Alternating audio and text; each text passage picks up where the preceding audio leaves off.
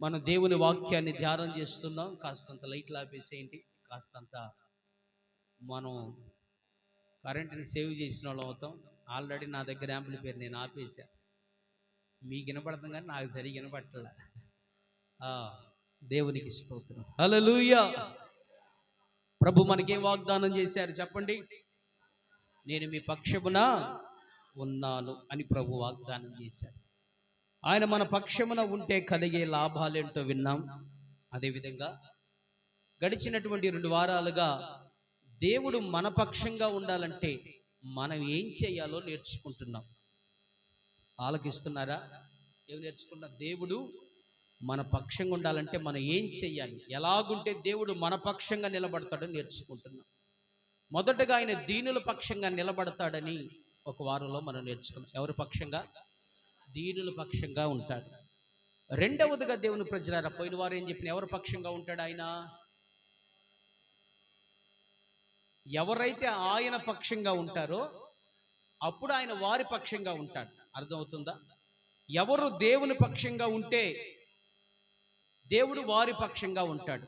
అయితే మనం దేవుని పక్షంగా ఉన్నాము అంటానికి రుజువేంటి, గుర్తేంటంటే విశ్వాసులంగా బ్రతుకుతాం. ఏంటంటే విశ్వాసులంగా బ్రతుకుతాం. విశ్వాసం మీద ఆధారపడి బ్రతుకుతాం. అంటే మారు మనసు పొంది బాప్తిసం పొంది నీతితో కూడిన విశ్వాసపు జీవితాన్ని కొనసాగిస్తాం. అదే మనం దేవుని పక్షంగా ఉన్నాము అంటానికి గుర్తు.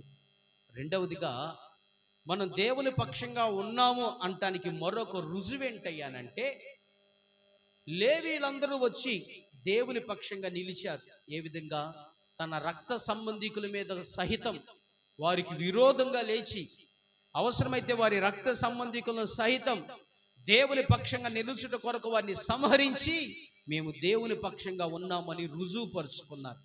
అయితే మనం ఎలాగ రుజువుపరుచుకోవాలి? జాగ్రత్త వినండి. వారైతే వారి రక్త సంబంధికులను చంపి మేము దేవుని పక్షంగా ఉన్నామని రుజువుపరుచుకున్నారు. మనం మన రక్త సంబంధికులు చంపాల్సిన అక్కర్లేదు. వింటున్నారా? మనం చంపాల్సినవి కొన్ని ఉన్నాయి. మన ఆత్మీయ జీవితానికి విరోధంగా మన శరీరంలో భాగాలే విరోధంగా లెగుస్తాయి, విరోధంగా కార్యాలు చేస్తాయి.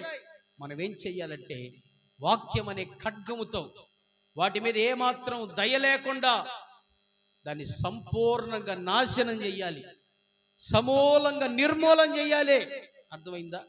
లేవీలేమో తనతో పాటున్న 11 గోత్రాల వారిని చంపారు. ఎందుకనంటే వారి జీవితాల్లో దేవునికి వ్యతిరేకమైన కార్యాలు జరుగుతున్నాయి కనుక. ఇప్పుడు మనం చంపాల్సిందంటే మన జీవితాల్లో ఉన్న శరీర కార్యాలను వాటి మీద కనికరం లేకుండా వాటిని చంపితే మనం దేవుని పక్షంగా ఉన్నామని రుజువు చేయబడింది. మూడవదిగా మనం దేవుని పక్షంగా ఉన్నామని ఎలా రుజువు చేయబడుతుందంటే దేవుని పక్షంగా శ్రమను అనుభవించడానికి సిద్ధపడినప్పుడు. ఇప్పుడండి చెప్పాలి, దేవుని పక్షంగా శ్రమను అనుభవించడానికి షద్రక్ మేషక్ అబేద్నెగోలు దేవుని పక్షంగా నిలిచారు. మాటతో కాదు, శ్రమ ఇచ్చే అనుభవం వచ్చిన, ప్రాణం పోయే పరిస్థితి వచ్చిన మా దేవుడు సజీవుడు, మేము సజీవుడైన దేవుని మాత్రమే ఆరాధిస్తామని దేవుని పక్షంగా నిలిచారు గనక అగ్నిగుండంలో దేవుడు వారి పక్షంగా నిలిచాడు. దేవునికి మహిమ కలుగును గాక. దేవుడి పక్షంగా మనం ఉన్నామంటానికి 3 రుజువులు. ఈ పాఠాన్ని గడిచిన వారంలో మనం నేర్చుకున్నాం. దాన్ని ఎందుకో యూట్యూబ్లో అప్లోడ్ కాల, మన కెమెరా మ్యాన్ దాన్ని ఏందో అంత గందరగోళం చేశాడు. పెట్టి కూర్చోవటమే కానీ అసలు అది ఏమవుతుందా ఏందో దాన్ని పట్టించుకునే వ్యవహారమే లేదు. ఈరోజన్నా కాస్తంత జాగ్రత్త వహించండి. దేవునికి స్తోత్రం చెప్పండి ఒకసారి. ఈరోజు దేవుని ప్రజలారా, 3వ అంశంగా దేవుడు మన పక్షంగా ఎప్పుడు ఉంటాడు, మనం ఎలాగ బ్రతికితే దేవుడు మన పక్షంగా ఉంటాడు అనే విషయాన్ని ధ్యానం చేద్దాం. చదవండి. ద్వితీయోపదేశకాండం 1వ అధ్యాయం 31వ వచనంలో దేవుడు ఒక జనాంగం పక్షంగా ఉన్నట్లుగా మనకు అక్కడ కనపడుతుంది. మీకు ముందర నడుచుచున్న మీ దేవుడైన యెహోవా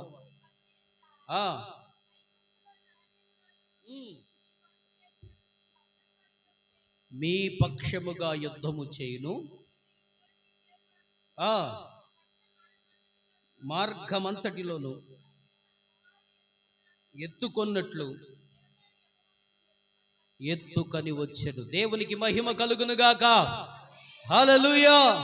జాగ్రత్తగా ఆలకించాలి. మూడవ మాటగా దేవుడు ఎవరి పక్షాన ఉంటాడు అనే మాటను మనం ధ్యానం చేస్తున్నాం. మూడవదిగా దేవుడు ఇశ్రాయేలీయుల పక్షంగా ఉన్నాడు. ఎవరి పక్షంగా ఉన్నాడండి? ఇశ్రాయేలీయుల పక్షంగా. వారి పక్షంగా ఉండి వారికి విరోధంగా లేచినటువంటి రాజుల మీద దేవుడే ఇశ్రాయేలీయుల పక్షంగా యుద్ధం చేసినట్లుగా, ఒక తండ్రి తన పిల్లలను ఎత్తుకొని తీసుకొని మోసుకొని పోయినట్లుగా దేవుడు తన ప్రజలను అనగా ఇశ్రాయేలీయులను మోసుకొని కనానుకు నడిపించాడని మనం చదువుకున్నాం. మీరు జాగ్రత్తగా ఆలకించాలి.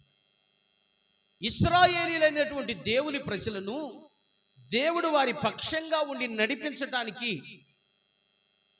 కలిగిన ప్రాముఖ్యమైనటువంటి కారణం ఏంటో తెలుసా? వారు మంచి భక్తి పరుల, ఎన్నో సందర్భాల్లో దేవునికి తిరుగుబాటు చేసిన వాళ్ళు కాదా వాళ్ళు? ఎన్నో సందర్భాల్లో దేవుని మీద సణుక్కున్న వారు కాదా వాళ్ళు? మరి ఇన్ని ప్రతికూలమైన పరిస్థితులు ఉన్నప్పటికీ దేవాది దేవుడు వారిని ఒక తండ్రి పిల్లల్ని ఎత్తుకొని పోయినట్లుగా ఐగుప్తులో నుంచి కనాను వరకు వారిని ఎత్తుకొని పోయి అడ్డుగా వచ్చిన వారిని దేవుడు ఇశ్రాయేలు పక్షంగా ఓడించి చేరవలసిన గమ్యానికి, వాగ్దాన భూమికి చేర్చాడు. దీనంతటికి కారణం, ఇశ్రాయేలు పక్షంగా దేవుడు ఉండటానికి ప్రధానమైన కారణం ఏంటంటే ఇశ్రాయేలీయులు దేవునితో నిబంధన కలిగిన వారు. స్తోత్రం చెబుతారా? ఏం కలిగిన వారండి? నిబంధన. నిబంధన అంటే ఏంటో తెలుసా? వడంబడిక. ఏంటిదండి? వడంబడిక. మనకు అర్థమయ్యే భాషలో చెప్పాలంటే అగ్రిమెంట్. ఏంటిదండి? అగ్రిమెంట్ చేసుకున్నారు. దేవుడు బైబిల్ గ్రంథంలో అనేకులతో అగ్రిమెంట్ చేశాడు, నిబంధన చేశాడు. అలాగే ఇశ్రాయేలుతో కూడా ఒక నిబంధన జరిగింది.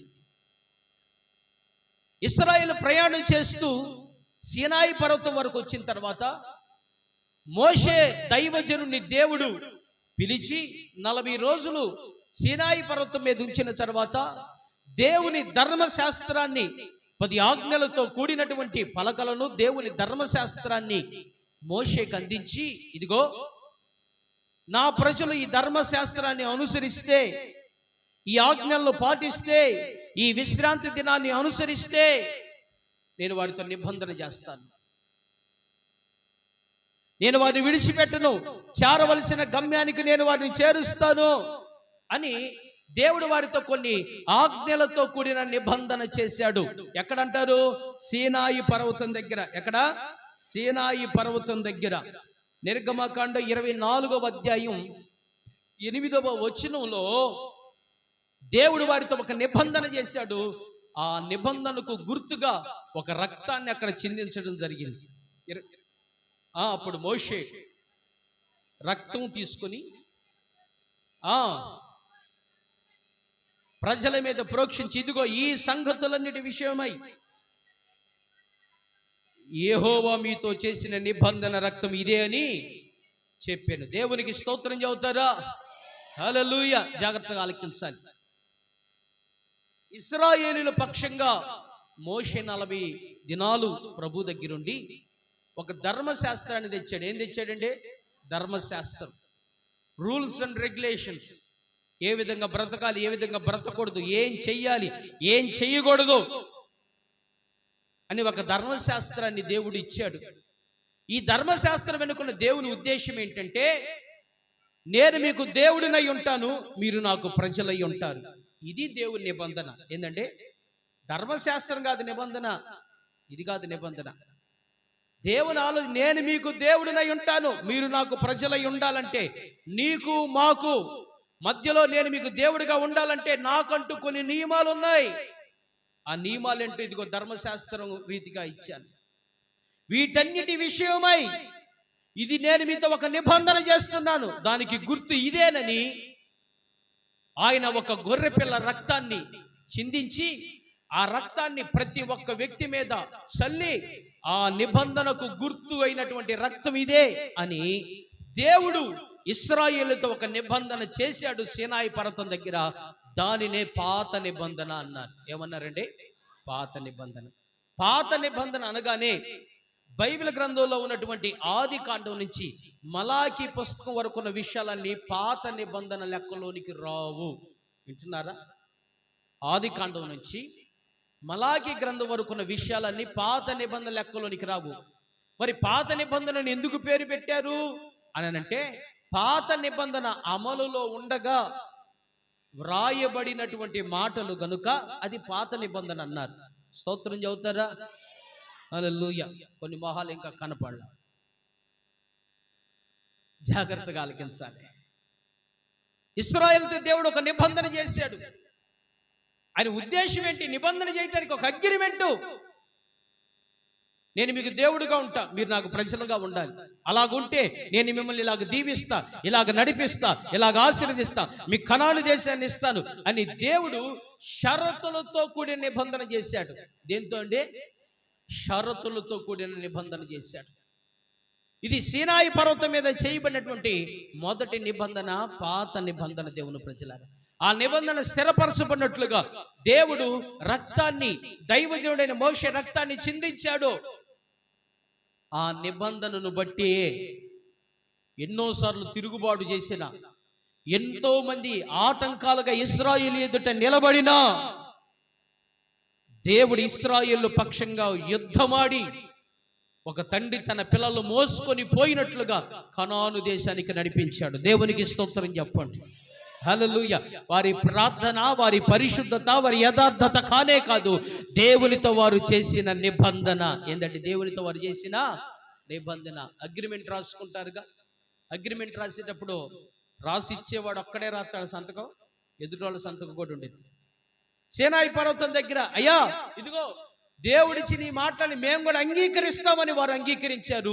దేవుడు అంగీకరించమన్నాడు. వాళ్ళిద్దరి మధ్యలో జరిగిన అగ్రిమెంట్ను పాత నిబంధన అన్నారు. మీరు గమనించాలి. ఆ నిబంధన బట్టియే దేవుడు వారిని నడిపించాడు. దేవుని ప్రజలను మీరు జాగ్రత్త వెళ్ళాలి. దేవుడు మన పక్షంగా ఉండాలంటే మనకు కూడా ఏం కావాలి చెప్పాలి మీరంతా?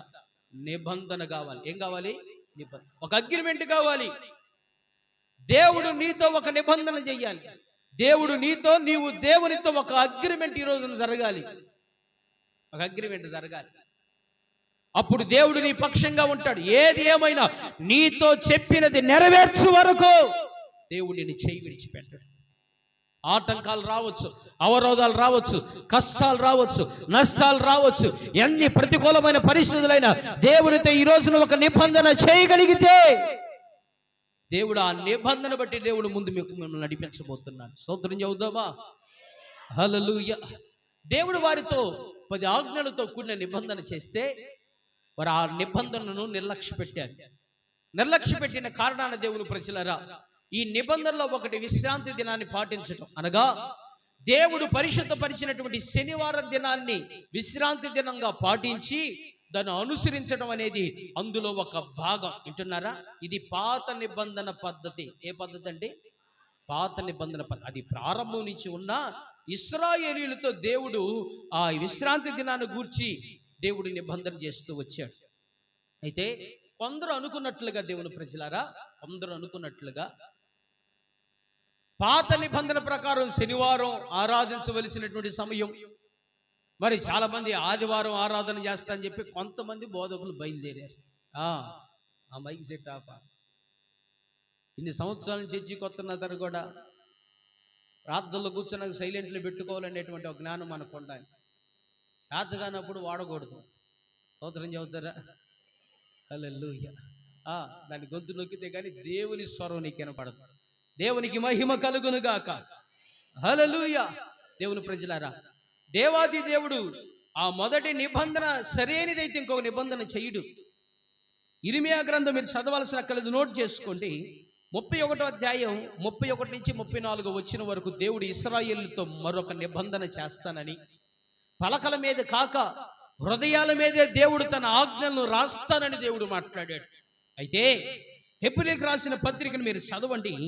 8వ అధ్యాయం, హెబ్రీయులకు రాసిన పత్రిక 8వ అధ్యాయం 8 నుంచి 11వ వచనం వరకు కనుక మనం చదివితే, దేవుని ప్రజలరా, 6వ వచనం నుంచి చదువుదాం. ఈయన అయితే ఇప్పుడు మరి ఎక్కువైన వాగ్దానములను బట్టి ఆ ఆ గనుక పొంది ఉన్నాడు. జాగ్రత్త వినండి. ఏలయనగా ఆ మొదటి నిబంధన, జాగ్రత్త వినండి. ఏ నిబంధన? మొదటి నిబంధన పాత నిబంధన, 10 ఆజ్ఞలతో కూడిన పాత నిబంధన.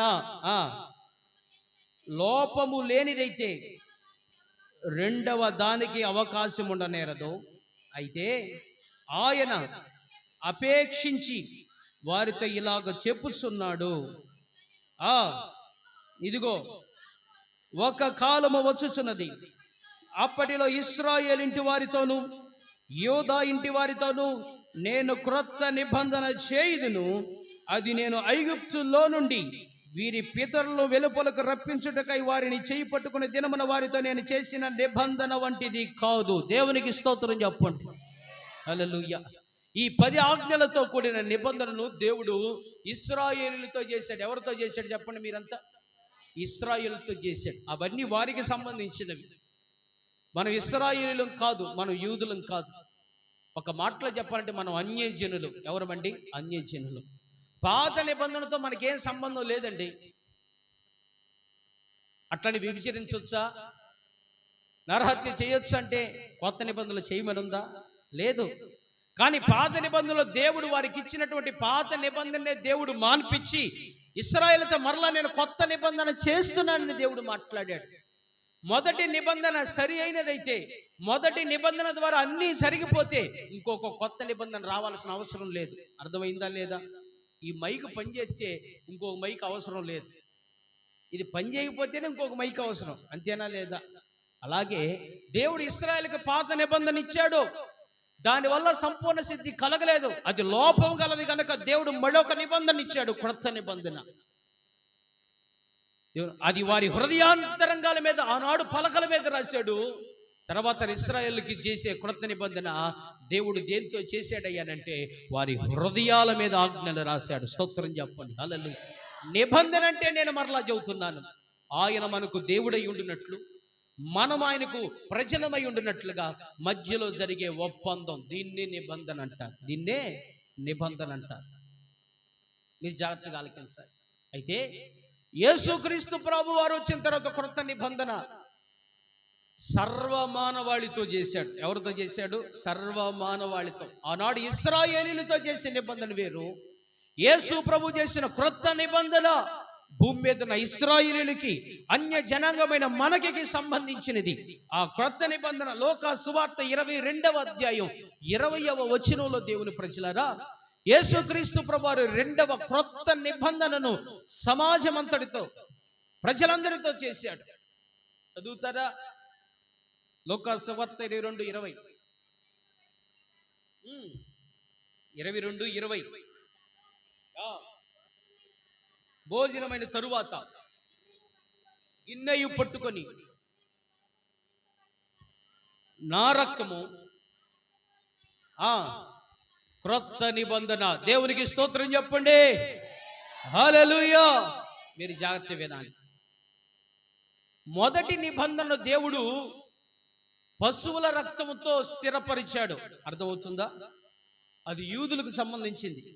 పాత నిబంధన సంబంధించిన విషయాలతో మనకి ఎలాంటి సంబంధం లేదు, లేదు, లేదు. అంతే. ఎవరన్నా పాత నిబంధన మనం పాటించాలంటే మనకు సంబంధమే లేదు. అర్థమైందా? యేసు ప్రభు ద్వారా మనకు ఒక క్రొత్త నిబంధన. నిబంధన అంటే నేను మరలా చెబుతున్నా, యేసు ప్రభు క్రొత్త నిబంధనకు గుర్తునిచ్చాడు.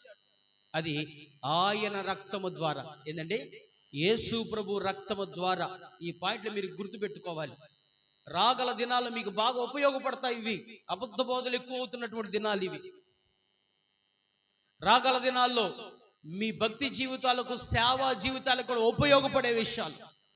క్రొత్త నిబంధన ఆయన శరీరము తిని ఆయన రక్తము త్రాగటం ద్వారా దేవుడు స్థిరపరిచాడు. నిబంధన అంటే ఆయన శరీరం తిని రక్తాన్ని తాగటం కాదు, నిబంధనకు గుర్తది. ఏంటంటే చెప్పాలి, ప్రభు సంస్కార ఆరాధన నిబంధనకు గుర్తు. ఏ నిబంధన? ఆయన మాకు దేవుడై ఉన్నాడు, మేము ఆయనకు ప్రజలమై ఉన్నామనే నిబంధనకు గుర్తు. మనం ఆయనతో చేసిన అగ్రిమెంట్కు గుర్తు. అందుకే ప్రభు బలను మనం అనుసరిస్తాం. దేవుని ప్రజలారా, మీరు జాగ్రత్తగా ఆలకించాలి. ఇది నిబంధన. ఈ క్రొత్త నిబంధనలోనికి ఎవరైతే వస్తారో వారి పక్షంగా దేవుడు తోడయుండి వారిని వాగ్దాన దేశానికి నడిపిస్తాడు. చప్పట్లు కొట్టి దేవుని స్తుతించండి. హల్లెలూయా.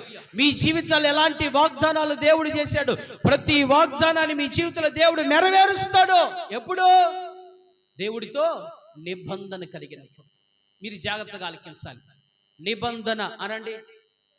నిబంధన అంటే ఏంటి? అగ్రిమెంట్. ఇదిగో నేను ఇలాగ చేస్తా, నువ్వు ఇలాగ చెయ్యి అనేది నిబంధన. పెళ్లి రోజు ప్రమాణాలు చేస్తారు కదండి, అట్లాంటి దొంగ ప్రమాణాలు కాదండి. ఇది నిజమైన ప్రమాణాలు, కడవరకు చేసే ప్రమాణాలు ఇవి. జాగ్రత్తగా నిబంధన కలిగి ఉండాలి. ఏం కలిగి ఉండాలి? నిబంధన కలిగి. నిబంధన ఎవరితో కలిగి ఉండాలి? మొదటిగా దేవునితో కలిగి ఉండాలి. ఎవరితో కలిగి ఉండాలి చెప్పాలి? దేవునితో నిబంధన కలిగి ఉండాలి. దేవునితో నిబంధన లేకుండా పాస్టర్ గారు భక్తి చేస్తే ఏ ఉపయోగం ఉండదంటావా? ఏ నిబంధన లేకుండా ఎంతకాలైన చర్చికి రావచ్చుగా, మేమేమి పాపం చేయకుండా మా పాటికి మేము భక్తి చేస్తాంగా, చర్చికి వస్తాంగా అని అంటే ఉపయోగం లేదు. ఏమి లేదు? ఉపయోగం లేదు. ఆదికాండం 17వ అధ్యాయం 1 నుంచి 3 వచనాలు చదవాల్సిన అక్కర్లేదు భక్తులారా. నా వైపు చూడండి, నోట్ చేసుకోండి. అప్పటికే అబ్రహాము దేవుని చేత పిలువబడి 25 సంవత్సరాలు గడిచింది. ఎన్ని సంవత్సరాలు? 20 సంవత్సరాలు. అబ్రహాం వయసు 99 సంవత్సరాలు. అబ్రహామును దేవుడు పిలిచింది 75వ సంవత్సరంలో. ఎన్నో సంవత్సరంలో? 75వ సంవత్సరంలో దేవుడు అబ్రహామును పిలిస్తే 99వ సంవత్సరం వరకు లోక సంబంధమైనటువంటి డబ్బు కలిసి వచ్చింది, కానీ అనేక జనములకు నిన్ను తండ్రిగా చేస్తానన్న వాగ్దానం మాత్రం అలాగా ఆగిపోయింది. అప్పుడు దేవుడు ఇలాగ మాట్లాడాడు 99 సంవత్సరాలు. అబ్రహామా, నేను సర్వశక్తి గల దేవుడును, నా సన్నిధిలో నడుచుచు నిందారహితుడు వైనము, నీతో నేను ఒక నిబంధన చేసి నిన్ను అత్యధికముగా అభివృద్ధి పొందించేదను అన్నాడు. అంటే అబ్రహాము ఈ 24 సంవత్సరాల్లో భక్తి చేశాడు, కానీ విడిచిపెట్టిన మాట వాస్తవమే. దేవుడు వెళ్ళమన్న మార్గాల్లోనికి వెళ్ళిన మాట వాస్తవమే. కానీ దేవునితో ఒక అగ్రిమెంట్ తనకు లేదు. ఏమి లేదండి? ఒక నిబంధన అనేది లేదు. 25 సంవత్సరాలు చేసిన భక్తి లోక సంబంధమైన దాన్ని తెచ్చిపెట్టగలిగింది, కానీ దేవుని వాగ్దానాలు నెరవేరలేకుండా చేశాయి. దేవుడు ఇస్తున్న సంతానం వల్ల ఆగిపోయింది. కారణం ఏంటంటే నిబంధన లేకపోవటం. ఎప్పుడైతే అబ్రహాము దేవునితో నిబంధనలోనికి వచ్చాడో అబ్రహాము జీవితంలోనికి ఇస్సాకు వచ్చాడు. చప్పట్లు కొట్టి దేవుని స్తుతించండి. హల్లెలూయా. దేవుని ప్రజలారా, నిబంధన లేని జీవితాలు అభివృద్ధి పొందవు. నిబంధన చేసిన తర్వాత నిన్ను అత్యధికంగా అభివృద్ధి పొందించేదనని దేవుడు మాట్లాడాడు. మీరు గమనించాలి. దేవుడితో నీకు అగ్రిమెంట్ రావాలి. దేవునితో ఒక మాట ఇవ్వాలి. నువ్వు ప్రభువా, నీ కొరకు నేను, నా కొరకు నీవనే ఒక ఒప్పందం ఎప్పుడైతే వచ్చిందో నీ జీవితం అభివృద్ధి పొందడం మొదలవుతుంది. నీ బ్రతుకు ఆశీర్వాదకరమైన అనుభవాల్లోనికి వెళ్ళిద్ది. ఎన్నాళ్ళు వచ్చిన ఒక నిబంధన లేకుండా ఏదో మాకు చేత అయింది మేము చేసుకుంటూ పోతున్నాంలే అనుకుంటే దానివల్ల సంపూర్ణ బహుమానం నీకు కలగదు. ఏదో లోకంగా ఏదో దొరికిద్దంతే, లోక సంబంధంగా. కానీ దేవుని వాగ్దానాలు నెరవేరవు. దేవునికి నీ పక్షాన ఉన్నటువంటి ఆలోచనలు, సంకల్పాలు, ఉద్దేశాలు సఫలం కావు. దేవునితో నీకు ఒక నిబంధన ఉండాలి. నిబంధన చేసిన తర్వాతే అబ్రహామును దేవుడు అత్యధికముగా వృద్ధి పొందించాడు. అవునంటారా కాదంటారా? స్తోత్రం చెప్పండి. ఈరోజు మనం దేవునితో ఒక నిబంధన చెయ్యాలి. ఆ నిబంధన నేను చెప్పేగా, బాప్తిసం పొందడం ద్వారా, యేసు రక్తం ద్వారా కడగబట్టడం ద్వారా దేవునితో ఒక నిబంధనలోనికి మనం రావాలి. ప్రభువా, ఇన్నాళ్ళు నాకు ఇష్టానుసారంగా బ్రతికాను, విచ్చలవిడి జీవితాన్ని జీవించాను, పాపంలో పొరిలాడాను, చీకట్లో చిందులాడాను. ఇక నా పాప జీవితాన్ని ఈ రోజుతో ముగిస్తున్నాను. ఇక నుంచి నీ కొరకు బ్రతుకుతాను. ఇన్నాళ్ళు నా కొరకు బ్రతికాను, ఇక నుంచి నీ కొరకు బ్రతుకుతానని దేవునితో ఈ రోజున ఒక ఒప్పందంలోనికి రా. నీవు దేవుడు నిన్ను వృద్ధి చెందడం ప్రారంభిస్తాడు. దేవుడు నీ కుటుంబ పక్షంగా, నీ బిడ్డల పక్షంగా ఉండటం మొదలు పెడతాడు. వడక ముందే దేవుడు నీ అక్కర్లేడికి నీ వృద్ధిలోనికి తీసుకొస్తాడు. స్తోత్రం చెప్పండి. హల్లెలూయా. దేవునితో నిబంధన ఏంటంటే దేవునితో నిబంధన. ఈనాడు చాలా మంది రక్షించబడ్డారు, నిజమే. రక్షణ పొందకపోతే ఇంకా బాప్తిస్మ అనుభవంలోనికి రండి, అది నిబంధన. బాప్తిస్మ పొందిన వారికి కూడా ఒక నిబంధన కావాలి. పౌలయ్య గారు దేవునితో ఒక నిబంధన చేశాడండి.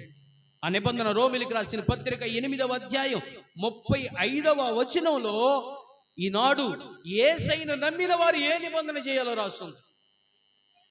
క్రీస్తు ప్రేమ నుండి ఎడబాపు వారెవరు, శ్రమ అయినను, బాధ అయినను, హింస అయినను, కరువైనను, వస్త్రహీనత అయినను, ఉపద్రవమైనను ఎడబాపున. దేవునికి స్తోత్రం. హల్లెలూయా. దేవుని ప్రజలారా, మీరు జాగ్రత్తగా ఆలకించాలి.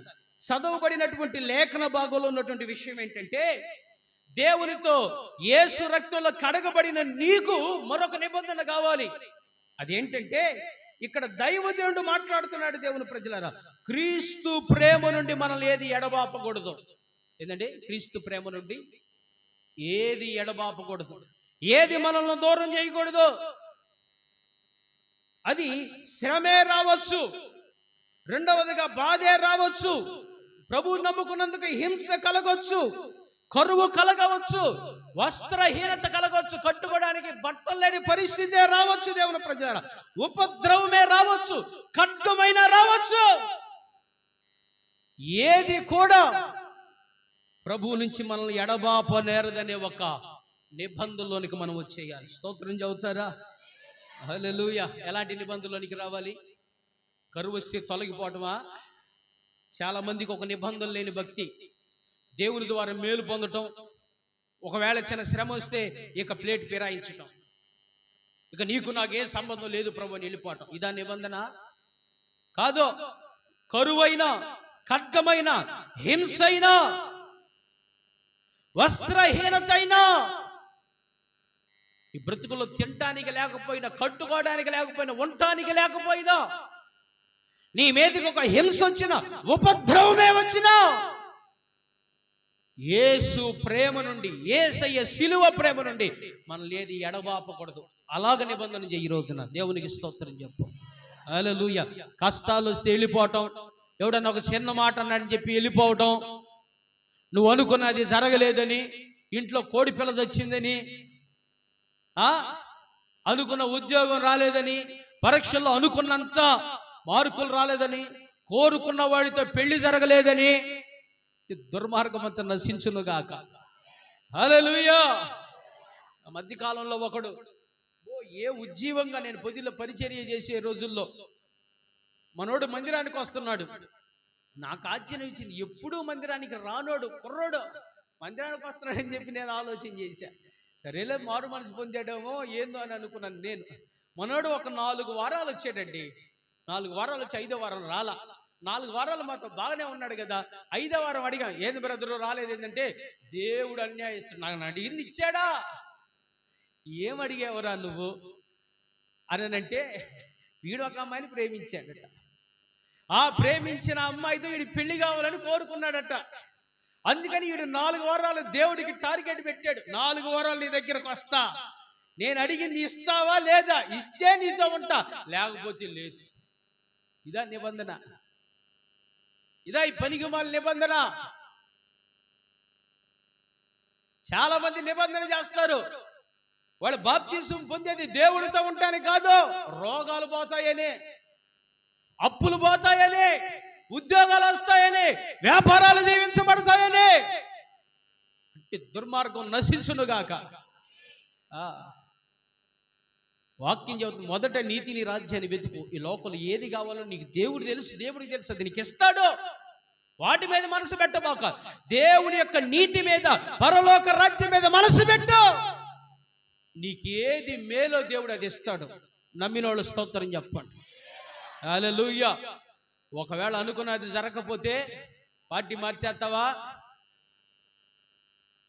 కరువే రావచ్చు, ఖడ్గమే రావచ్చు, ఉపద్రవమే రావచ్చు, నిందే రావచ్చు, అవమానమే రావచ్చు, హింసే కలగొచ్చు, వస్త్రహీనతే కలగొచ్చు, యేసు ప్రేమ నుంచి మనల్ని ఏది ఎడబాప నేరదు. దేవునికి స్తోత్రం చెప్పండి.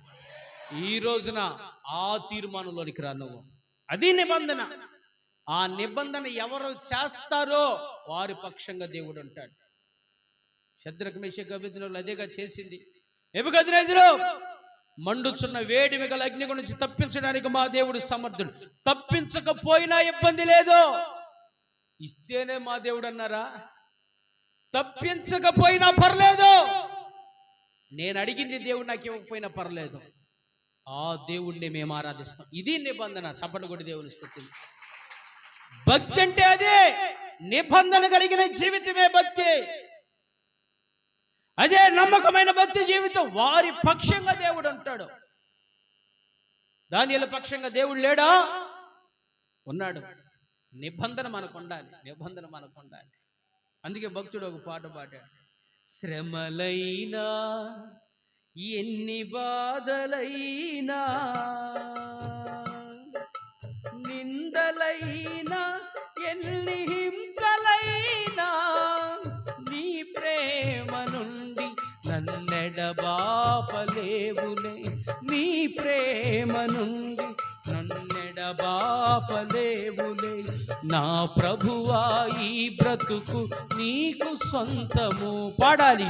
నా ప్రభువా ఈ బ్రతుకు నీకు సొంతము. శ్రమలైనా ఎన్ని బాధలైనా, నిందలైనా ఎన్ని హింసలైనా, నీ ప్రేమ నుండి నన్నెడబాపలేవులే, నీ ప్రేమ నుండి నన్నెడబాపలేవులే. నా ప్రభువా ఈ బ్రతుకు, పురుషులు పలకాలి, నా ప్రభువా ఈ బ్రతుకు. శ్రమలైనా ఎన్ని బాధలైనా, నిందలైనా ఎన్ని హింసలైనా. దేవునికి స్తోత్రం. హల్లెలూయా. దేవునితో నిబంధన. ఎవరితో నిబంధన? దేవునితో నిబంధన. అన్నీ ఇస్తేనా? అన్నీ కోల్పోయినా కానీ దేవునితో చేసిన నిబంధనలు నిలబడాలా. నిలబడిన యోబు పక్షంగా దేవుడు నిలిచాడు.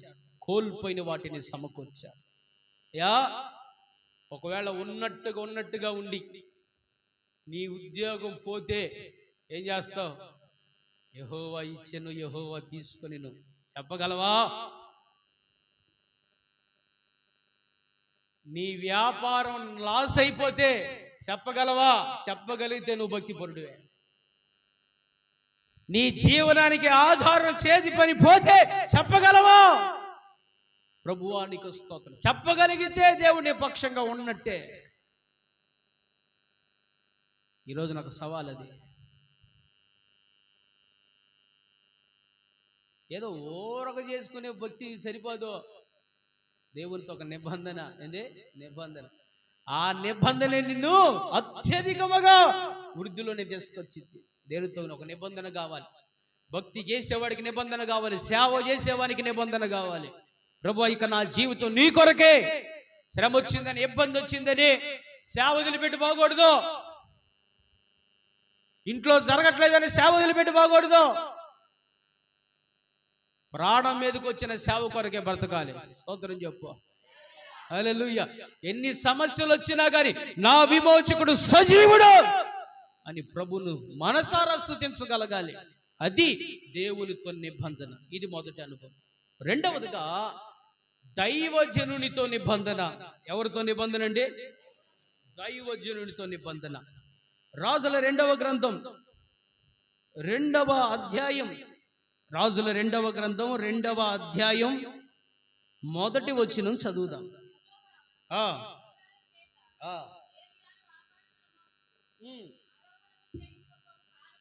కాలమున కూడి గిల్గాలు నుండి వెళ్ళుచుండగా ఏలియా, యెహోవా నన్ను బేతేలుకు పొమ్మని సెలవిచ్చి ఉన్నాడు కనుక నీవు దయచేసి ఇక్కడ ఉండమని ఎలీషాతో నేను, ఎలీషా యెహోవా జీవము తోడు, నీ జీవము తోడు, నిన్ను విడువనని చెప్పగా వారిద్దరును బేతేలునకు ప్రయాణం చేశారు. స్తోత్రం చెప్పండి. హల్లెలూయా. మనం ఏం కలిగి ఉండాలి ఇప్పుడు చెప్పండి? నిబంధన. ఏంటిది? నిబంధన. మొదటిగా ఎవరితో? దేవునితో నిబంధన. కరువు వచ్చిన, శ్రమ వచ్చిన, హింస అయిన దేవునితో నిలకడగా ఉండాలి. రెండవది దేవుని ప్రజలారా, దైవజనునితో. ఎవరితో? దైవజనుడితో. దైవజనునితో నిబంధన అని చెప్పి ఎవడో పడితే వాడితో కాదు. ఎవడు కోడి నేను పాస్టర్ అని చెప్పి తగులుకొని తిరుగుతున్నారు, ఎవడు పడితే వాడితో కాదు. జాగ్రత్త వేరండి. ఏలియానండి, చెప్పరే, ఏలియా. ఏలియాని వెంబడించాడు ఎలీషా అనేటువంటి భక్తుడు. ఎవరో? ఎలీషా. వీళ్ళిద్దరు కలిసి ఏలియాను బట్టి ఎలీషా పిలుపొందుకున్నాడు. ఎంతో మంది శిష్యుల సమూహం ఏలియా దగ్గర ఉన్నా ఎలీషా మాత్రం ఏలి అనే దైవజనుడితో చాలా నమ్మకంగా బతికేవాడు, చాలా నమ్మకంగా బతికేవాడు.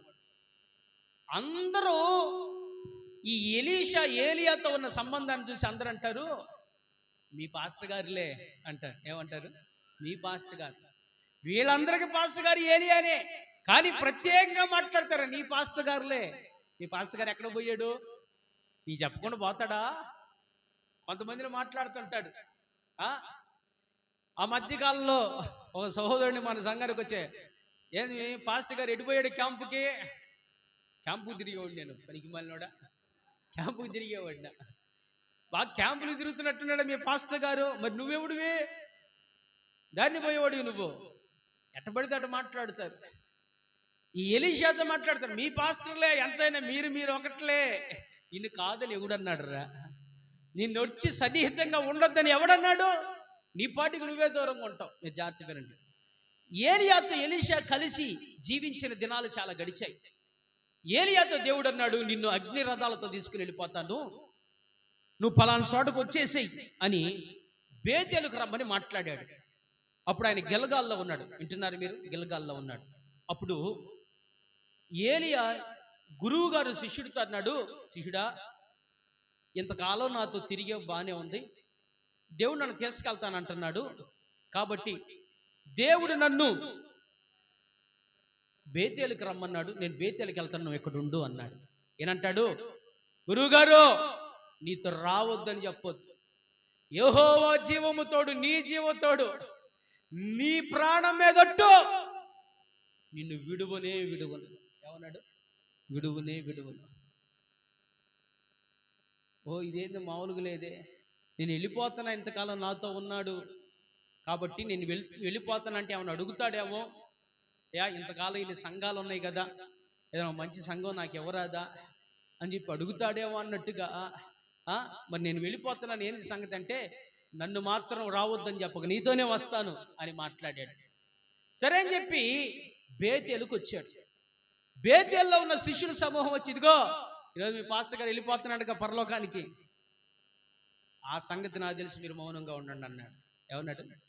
ఆ సంగతి నాకు తెలుసు, మీరు మౌనంగా ఉండండి. ఆయన ఎక్కడికి పోతాడో ఏం చేస్తాడో నాకు తెలుసు. మీ పనికి వాళ్ళ మాటలు మాట్లాడాలి వినే పరిస్థితులు అంత తేలిగ్గా, అంత సులభంగా నేనేమి లేను. కొంతమంది గురు శిష్యులకు మధ్యలో, తండ్రికి పిల్లలకి మధ్యలో పొలలేసే వాళ్ళు ఉంటారు. వాళ్ళ మాటలంటే చెడిపోతారు. జాగ్రత్త. దగ్గరుండి చూసేవాడికి అర్థమైంది సేవకుడు ఎట్ట అంటాడు, గురువు గారు ఎట్ట అంటాడో. దూరం ఉండి మాట్లాడేవాడికి ఏమైంది? చెరువు బయట ఉండి రాళ్ళు వేసేవాళ్ళు ఉంటారు. అట్టంటగా మీ పాస్టర్ గారు, ఎట్టంటగా పనికి మాలినోడా, దగ్గరుండి చూసేది మేము అని చెప్పాలి. ఏమనాలి? దగ్గరుండి చూసేది మేము. ఆయన ఎట్ట అంటాడు మాకు తెలుసు, నీకేం తెలుసురా అని చెప్పాలి. ఇన్నాళ్ళు మాకు తెలియలేదు పాస్టర్ గారి గురించి. సైతాను కాబేట, సైతాను మాటలు అనకూడదు. స్తోత్రం చెప్పండి. హల్లెలూయా.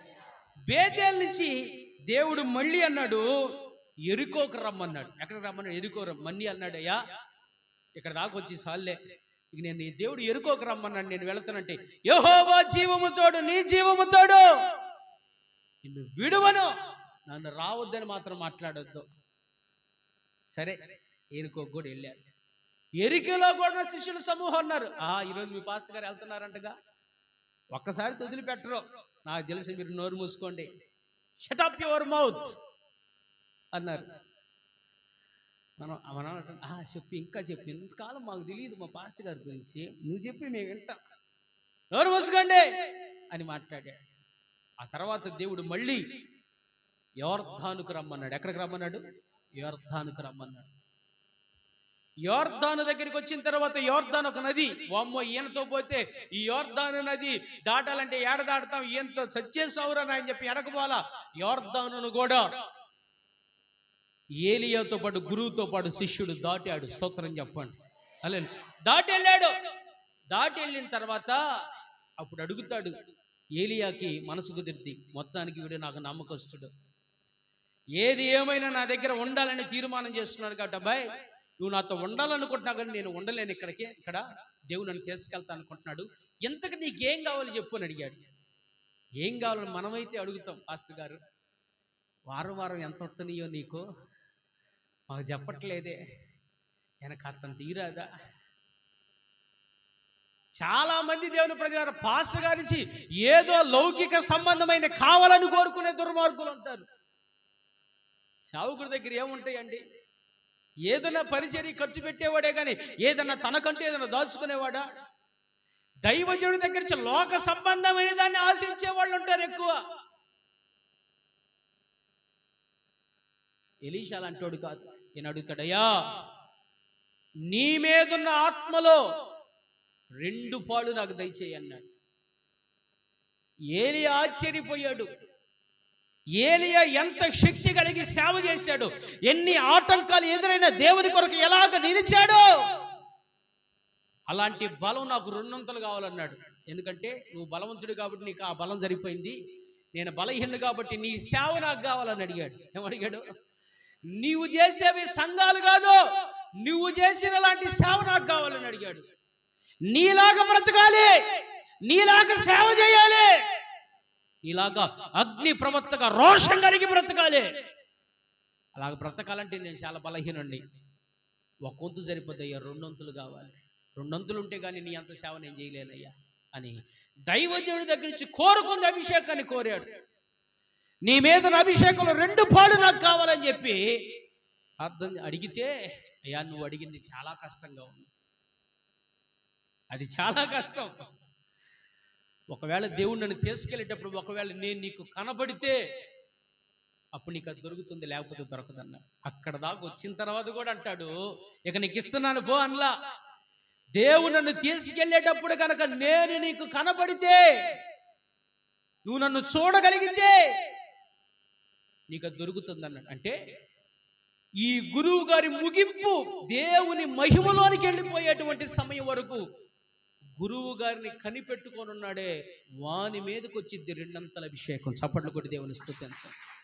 హల్లెలూయా. కొంతకాలం ఉండి వెళ్ళిపోయే వ్యవహారం కాదు, నడిపిస్తున్న నాయకుడు, ఆత్మలో బలపరుస్తున్నటువంటి దైవజనుడు మహిమకు చేరేంత వరకు బలహీనుడైనప్పటికీ మహిమకు చేరేంత వరకు కనిపెట్టుకున్న వానికి అద్భుతమైన అభిషేకం దొరికింది. ఒక సాక్ష్యాన్ని మీకు చెబుతా. దైవజనులు ఏసన్న గారు, అదేవిధంగా సికింద్రాబాద్లో ఉన్న డేవిడ్ రాజయ్య గారు, వీరిద్దరూ ఒకే దైవజనుడి దగ్గర పరిచర్య నేర్చుకున్నారు. ఇద్దరు ఒకే దైవజనుడి దగ్గర. నాకు తెలిసిన విషయం చెబుతున్నాను. ఏసన్న గారు కొంతకాలం సేవ చేసి దైవజనుడి చేత పంపబడ్డాడు. ఆయన లేమెల ప్రాంతానికి వచ్చి, అలా గుంటూరు ప్రాంతానికి వచ్చి అద్భుతమైన సేవ చేశాడు. అయితే అంతకంటే ఎక్కువ కాలం తన ఆత్మీయ తండ్రి వృద్ధాప్యం వచ్చేంత వరకు సికింద్రాబాద్లో డేవిడ్ అయ్య ఇప్పుడు మహిమలోకి చేరాడు. ఆయన పోయిన సంవత్సరం ఆయన ఎక్కువ కాలం సేవ చేశాడు, ఆయన దగ్గర పరిచర్య చేశాడు. ఆ పాస్టర్ గారు వృద్ధాప్యంలో ఉన్నప్పుడు ఆయనకి ఎక్కువ దురద ఉండేదట, ఆయన గోక్కోలేని పరిస్థితి, ఆ దురద కూడా ఈయన గోకాడంట. అంతగా పరిచర్య చేశాడు, అంతగా సేవ చేశాడు. ఒకరోజు ఆ దైవజనుడు బాగా వృద్ధాప్యులు ఉంటే ఆ దైవజనుడికి స్నానం చేయించే రోజుల్లో ఆ దైవజనుడికి అర్థమైంది, ఇక నేను వెళ్ళిపోయే కాలం దగ్గర పడిందని. స్నానం చేయించే సందర్భంలో దైవజనుడైనటువంటి డేవిడ్ రాజయ్య గారి మీద చేతులుంచి ఆయన అభిషేకించండి తన ఆత్మీయ తండ్రి. స్తోత్రం చెప్పండి. హల్లెలూయా. ఎంత అభిషేకం అంటే దేవుని ప్రజలారా, దైవజనులను యేసన్న గారు అనేకమైన సంఘాలు కట్టాడు. కానీ డేవిడ్ అయ్య గారి దగ్గర ఉపదేశం గొప్పది. స్తోత్రం చెబుతారా? ఆయన దగ్గర ఉపదేశం చాలా గొప్పది. ఇప్పటికి నేటికి హోసన్నా మినిస్ట్రీలో ఉన్నటువంటి దైవజనులు చాలామంది డేవిడ్ అయ్య దగ్గర తర్ఫీదు పొంది ఉపదేశం నేర్చుకుని వచ్చిన వాళ్ళే. మన ఆత్మీయ నాయకులుగా ఒకప్పుడు పిలువబడినటువంటి మనం ఎంచుకున్న దైవజనులు రామగుండ సురేష్ అయ్య గారు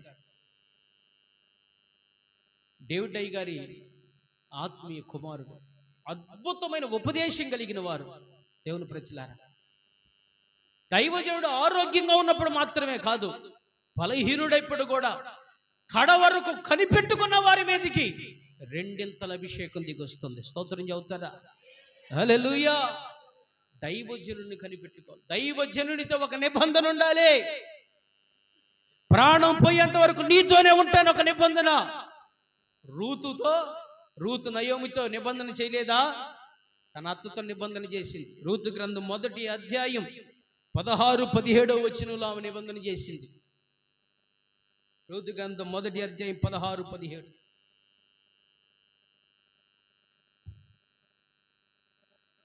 అందుకు రూతు, నా వెంబడి రావద్దనియో నన్ను విడిచిపెట్టమని. జాగ్రత్త వినండి. రూతు వాళ్ళ అత్తనిద్ది, దయచేసి నువ్వు నాతో రావద్దు. ఇదిగో నీ తోడి కోళ్ళైన ఓర్ప వెళ్ళిపోయింది కదా. వాళ్ళ అత్తయ్య చెప్పింది, అమ్మా నా కుమారులు చచ్చిపోయారు, మీకు పెళ్ళిళ్ళు చేయలేను, మీ ఇష్టానుసారంగా మీరు ఉండండి అని మాట్లాడితే, వార్పు ఏం చేసింది? అత్త, నువ్వు అత్తవు కాదు, నువ్వు తల్లివి అని చెప్పి ముద్దు పెట్టుకొని వెళ్ళిపోయింది. ఏం చేసింది? ముద్దు పెట్టుకొని ఇక వెళ్ళిపోయింది. ఇక మళ్ళీ నా జీవితాన్ని నేను కొనసాగించుకుంటాను, నాకు ఇష్టానుసారంగా నేను బ్రతుకుతాను వెళ్ళిపోయింది. కానీ రూతు మాత్రం నీతో రావద్దని మాత్రం అనొద్దు, నీతో రావద్దని నాతో అనొద్దు. ఇంకా ఏమనిద్ది? నీవు వెళ్ళిన చోటకి నేను వస్తాను, నీవు నివసించు చోటనే నేను నివసిస్తాను. జాగ్రత్త వినండి. నీ జనమే నా జనము, నీ దేవుడే నా దేవుడు, నీవు చచ్చిన చోటనే నేను మృతి పొందేదను. ఇంకా అక్కడనే పాతి పెట్టబడిది, మరణము తప్ప ప్రత్యేకించిన ఎడ్లా. ఆమేన్. హల్లెలూయా. జాగ్రత్తగా ఆలకించాలి. ఎంత అద్భుతమైన విషయం. రూతు అత్తతో ఒక నిబంధన చేసి రావద్దనద్దు. నీ జనమే నా జనము, నువ్వు ఏ చోటుకి వెళ్తావు నేను కూడా అక్కడే ఉంటా. ఎవరన్నా ఫ్యాన్ లేకపోతే బాగుండిద్ది, అది అరుస్తుంది. ఎవరికి కరెంట్ రాలేదు, ఫ్యాన్ లేకుండా పర్లేదు.